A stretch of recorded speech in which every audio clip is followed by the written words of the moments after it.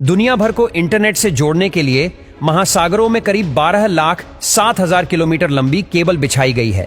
अभी समुद्र के नीचे करीब 426 सबमरीन केबल्स है, जिनकी कुल लंबाई लगभग 13 लाख किलोमीटर है। गूगल, माइक्रोसॉफ्ट और फेसबुक जैसी बड़ी इंटरनेट कंपनियां इन्हें बिछाती हैं। कई बार समुद्री शार्कों ने इन केबल्स को चबाने की कोशिश की है। इसके बाद केबल्स के ऊपर शार्क प्रूफ वायर रैपर लगाना शुरू किया गया। ये केबल लंबे तारों की तरह होते हैं जो दुनिया भर के विभिन्न देशों को इंटरनेट से जोड़ते हैं। 99% दुनिया में कम्युनिकेशन और डेटा ट्रांसफर समुद्र के नीचे बिछी कम्युनिकेशन केबल्स के जरिए ही होता है। इन केबल्स को सबमरीन कम्युनिकेशन केबल कहते हैं। लेकिन क्या आप जानते हैं इंटरनेट केबल का ये जाल कैसे काम करता है और यह केबल आधुनिक जीवन के लिए कैसे और कितनी महत्वपूर्ण है? मारिया नाम की इस केबल का वजन 24 नीले व्हेल के समान है।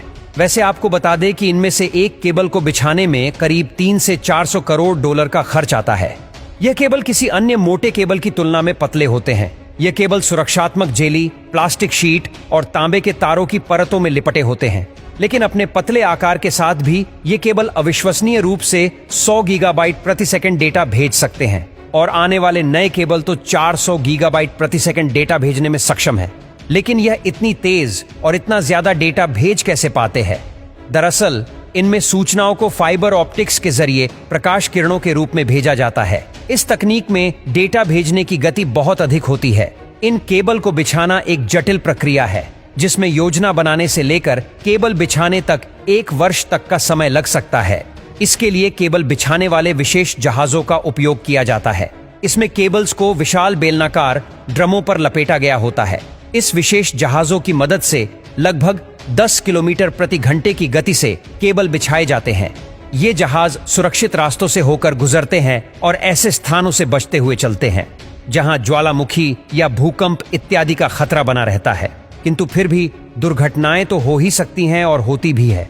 जैसे कि एक बार अमेरिका ने तूफान सैंडी ने कई प्रमुख केबलों को क्षति पहुंचाई थी, जिससे नेटवर्क घंटों के लिए बंद हो गया था। और साथ ही 2014 में एक वीडियो क्लिप सामने आई थी जिसमें एक शार्क गूगल की सबसी केबल को अपने दांतों से काट रही थी।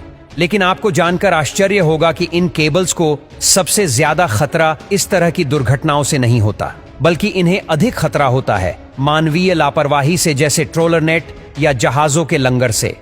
इसके अलावा अमेरिकी सरकार ने विश्व को इन केबल्स के लिए एक और खतरे के बारे में चेताया है। उसका कहना है कि रूस या चीन इन केबल्स से छेड़छाड़ करके संवेदनशील नेटवर्क तक पहुंच सकते हैं। दरअसल इन केबल्स की लागत और रखरखाव बहुत अधिक महंगा होने के कारण इसे विभिन्न देशों की सरकारें या अर्ध सरकारी संस्थान संभालते हैं। यदि बात करें इंटरनेट अंडरसी केबल्स का मालिकाना हक रखने वाली सबसे बड़ी कंपनी कौन सी है, तो वह है अमेरिका की AT&T। कुल 2,30,000 किलोमीटर लंबी अंडरसी केबल का स्वामित्व इसके पास है। इन केबल्स की दूसरी बड़ी मालिक है चाइना टेलीकॉम।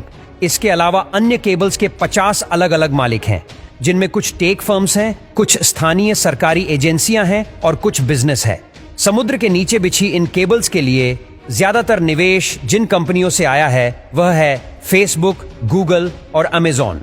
यह कंपनियां अटलांटिक, प्रशांत और हिंद महासागर को पार करने वाले केबल के विशाल हिस्सों की मालिक हैं। यह इन्हीं के जरिए अपने डेटा सेंटर्स को जोड़ती है और प्रयास करती है कि ज्यादा से ज्यादा लोगों तक पहुंच सके। इंटरनेट का समुद्र के नीचे बिछी इन केबल्स का जाल अपने आप में एक आकर्षक दुनिया है। हमारा जीवन बहुत तेजी से समुद्र में छिपी इन तारों पर निर्भर होता जा रहा है।